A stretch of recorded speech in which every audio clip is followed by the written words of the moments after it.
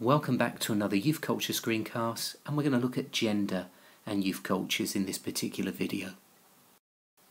So at the beginning of the last screencast, we highlighted that one of the problems with the critical cultural studies approach that dominated the early academic analysis on British youth subcultures was that it focused primarily on white working class males at the expense of other groups. And this is one of the reasons that women are largely invisible in the early research that was carried out on British youth subcultures. Now, one of the reasons that girls are largely invisible in the early research on British youth subcultures is that girls have played a smaller role in street-based subcultures compared to boys. So these subcultures traditionally have been dominated by boys in line with the patriarchal relationships found within society in general. So although girls did join in with the spectacular youth subcultures of the past, so as we can see with this picture, there were, for example, female skinheads, there were female mods, for instance, the rate of participation by girls was very much lower than the rate of participation by boys. So, for example, skinhead and mod cultures were predominantly male, and what is more, they were organised around a distinctly masculine style. So, for example, according to Cohen's semiotic analysis of the skinhead culture, skinheads wore an exaggerated version of traditional male working class clothes, composing of cropped hair, braces, drainpipe jeans, and heavy Doc Marten boots. So their clothes represented both a caricature and reassertion of solid, masculine working class toughness. And similarly, their attitudes, their behaviour, typified by the use of aggression and violence, were based on a hyper-masculine style. So according to feminists, there are several reasons why girls have traditionally played a smaller role in street-based youth subcultures. So girls, for example, are much more tightly controlled by parents and by their local community. So there's the ever-present fear of getting into trouble, especially sexual trouble. So for boys, taking risks is exciting, whilst for girls it's potentially much more dangerous. And the result is that girls have less of a public street life and are more confined to the home. And furthermore, within the home, they're often expected to carry out more domestic tasks than their male counterparts, which gives them less spare time.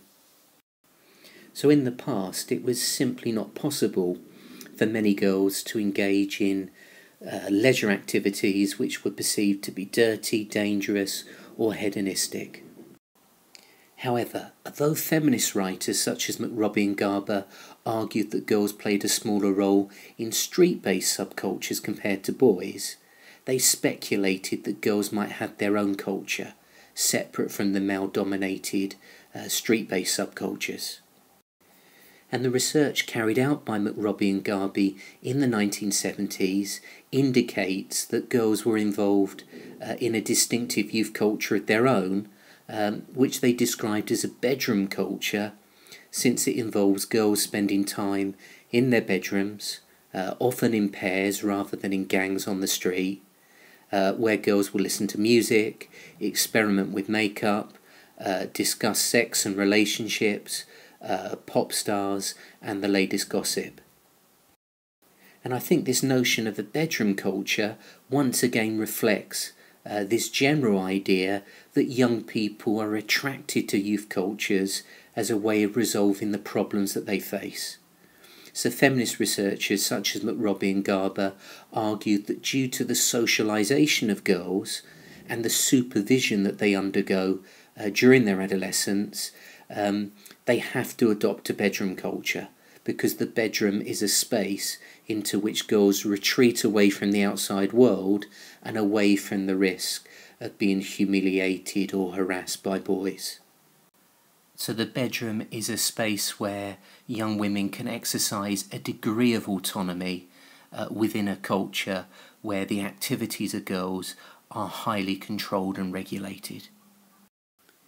Now, McRobbie and Garber's research was done during the 1970s and focused on the relationship between this bedroom culture and a very commercial teeny bopper pop culture of the 1970s, which centred on pop idols such as Donny Osmond and David Cassidy.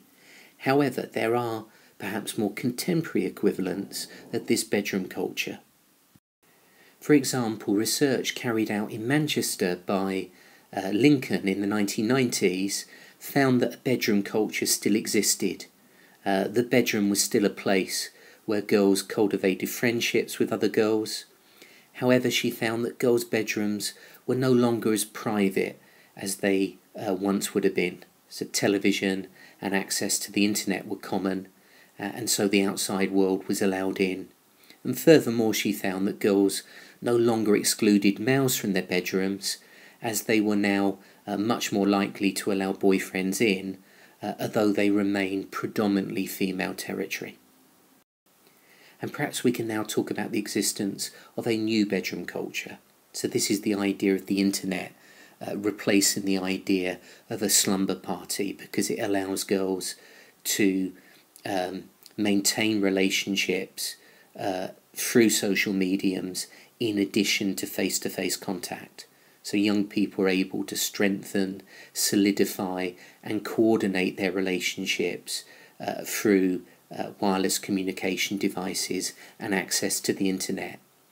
And of course this has consequences for those young people who don't have access to these types of devices, because without ownership of things like smartphones, a young person cannot expect to be a meaningful part of the social networks that these devices entail. Now, other sociologists have argued that in addition to the neglect of the particularly feminine bedroom culture, sociologists have actually underestimated the role of women within other types of youth cultures that have previously been thought to be predominantly male. For example, Reddington argues that there is perhaps no better example of male hegemonic control over popular cultural history than the rewriter punk, to exclude the very large and productive presence of young women in this subculture from the very beginning. So, for example, punk fashion was strongly influenced by the female fashion designer Vivienne Westwood, and there were numerous punk bands that were either all female or had prominent female members. And examples would include Susie and the Banshees, The Adverts, and the band that we can see on this particular slide, The Slits. And therefore many feminists have suggested that the neglect of females in youth subcultures may be partly a result of their lack of participation in some subcultures, but it is also partly due to their neglect by predominantly male researchers. And feminist writers such as Christian Griffin argue that much of the sociology of youth subcultures has been almost exclusively concerned with males, that women and girls, as in much of traditional sociology, are rendered invisible. And feminists use the term male-stream knowledge when they're describing this masculine bias within sociology. Now, in her more recent work, McRobbie argues that young women are increasingly reclaiming public space and asserting more control over sexuality as they experience more economic and social opportunities within society. And some researchers and cultural commentators have even talked about girl power. And one example of this is the rise of the so-called ladette, the female counterpart of the lad. And the rise of the ladette is sometimes seen as evidence that female and male youth cultures are becoming more similar, that we've seen some convergence. Also, the availability of mobile communications may have increased the involvement of women within public or street-based youth cultures. For example, the World Youth Report of 2003 notes that mobile communication creates what one might call an extended umbilical cord between youth and their parents. So what parents most appreciate about mobile communications is the possibility of constant communication, not the constant communication itself. Thus, these new technologies give parents the security of a lifeline to their daughters, but at the same time, these wireless phones also give young women the greater levels of privacy and independence that they might crave. So the involvement of women in public youth cultures from the 1990s onwards has been much more visible and prominent. For example, in her work on dance music culture, Sarah Thornton argues that clubbing culture dissolved structural divisions such as class, race and gender as the dance floor crowd became collectively immersed in the club experience. And she argues that in relation to dance music culture, from the start, it's girls who are much more likely to go clubbing and to become immersed in this particular public youth culture. However, Thornton also recognises that even within dance music culture, women still have less status than men. For example, most of the famous DJs within this culture tend to be male. Also, although girls are perhaps less tightly controlled than they were in the past, the marginal position of women can still be seen in some contemporary youth cultures. For example, there are very few female MCs within hip-hop youth cultures, and gangster rap, which is the most commercially successful subgenre of hip-hop, has been criticised for its overt misogyny and hypermasculinity. So misogyny within gangster rap refers to lyrics, videos or other aspects of the culture that support, glorify, justify or normalise the objectification, exploitation or victimisation of women. However, many other youth cultures have not adopted an overtly masculine style.